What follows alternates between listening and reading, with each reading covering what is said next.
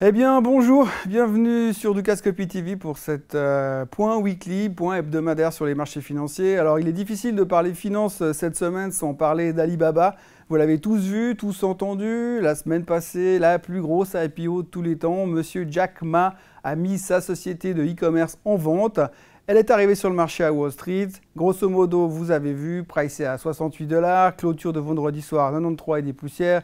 38% de hausse le premier jour, c'est grosso modo 230 milliards de capitalisation boursière pour Alibaba après un jour de trading. 230 milliards, pour essayer de mettre un petit peu les choses en perspective, c'est à peu près la valorisation de Procter & Gamble, un tout petit peu plus que des boîtes comme AT&T ou encore Pfizer. Donc quand même, c'est juste phénoménal. On a une boîte qui aujourd'hui vend du e-commerce. Quand vous allez sur leur site internet, si vous ne parlez pas mandarin, vous ne pouvez rien comprendre et rien acheter, mais globalement, c'est le truc qui marche aujourd'hui. Donc c'est une révolution. Certains analystes disent déjà qu'Alibaba pourrait valoir 2 fois le prix de sa mise en bourse, donc on parle de 150, 160 $. Et aujourd'hui, quand on parle de ça, c'est des boîtes qui correspondraient à la valorisation d'une Google, par exemple.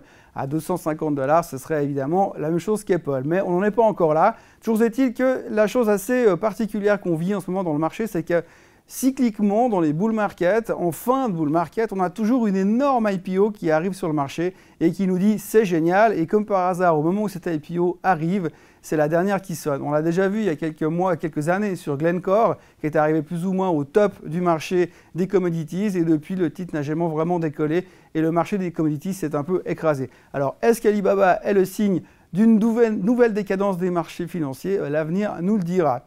Deuxième sujet de la semaine passée, évidemment, c'était le vote des Écossais. Les Écossais ont décidé de rester dans le Royaume-Uni. C'est une excellente nouvelle, alors pas pour les 45% qui voulaient être séparés, mais c'est une très très bonne nouvelle pour l'économie écossaise et en tout cas pour les sociétés écossaises qui se sentent soulagées. Effectivement, tout ce qui était économie n'était pas vraiment pour cette solution de séparation. Donc pour l'instant, c'est très positif. Les marchés européens ont beaucoup aimé en fin de semaine.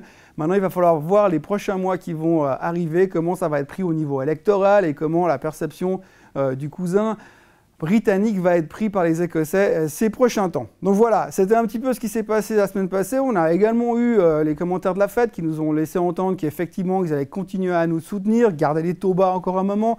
Donc le marché était extrêmement confortable. Donc d'un point de vue technique, le marché est de nouveau quasiment au plus haut de tous les temps. Le DAX a cassé sa résistance des 9800 points. Le S&P 500 a fait un plus haut historique. Le Dow Jones a fait un plus haut historique. Tout va pour le mieux dans le meilleur des mondes. Maintenant, cette semaine, ça va être beaucoup moins sexy que ce qu'on a vécu la semaine passée, puisqu'il y a beaucoup moins de choses. Il n'y a pas la Fed, il n'y a pas le vote des Écossais, il n'y aura pas l'IPO d'Alibaba. On a très peu de chiffres économiques, on n'a même pas les chiffres de l'emploi. Donc on ne sait pas trop de quoi on va parler cette semaine. Une chose est sûre, c'est qu'il y aura le GDP américain en fin de semaine. Le GDP américain est toujours intéressant à regarder, même si on sait qu'aujourd'hui tout va bien aux États-Unis, donc pas vraiment de grosses craintes à avoir. A noter qu'aujourd'hui, M. Draghi parlera, donc on ne sait jamais ce qu'il va nous dire, mais on va probablement chercher des informations pour savoir quand c'est qu'il va nous lancer son QI en Europe. A noter que le dollar est toujours super fort, l'euro-dollar est toujours super faible. A noter aussi qu'on parle très peu du Bitcoin, mais il n'arrête pas de se faire taper dessus. Ce matin, il est à 388 $.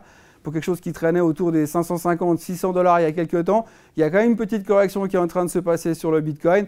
Mais globalement, on a l'air d'être parti pour une semaine d'abord assez calme, mais surtout assez négatif, puisque ce matin, les indications sont déjà assez rouges sur les marchés. Une des raisons principales serait une société chinoise dans l'immobilière qui aurait fait faillite.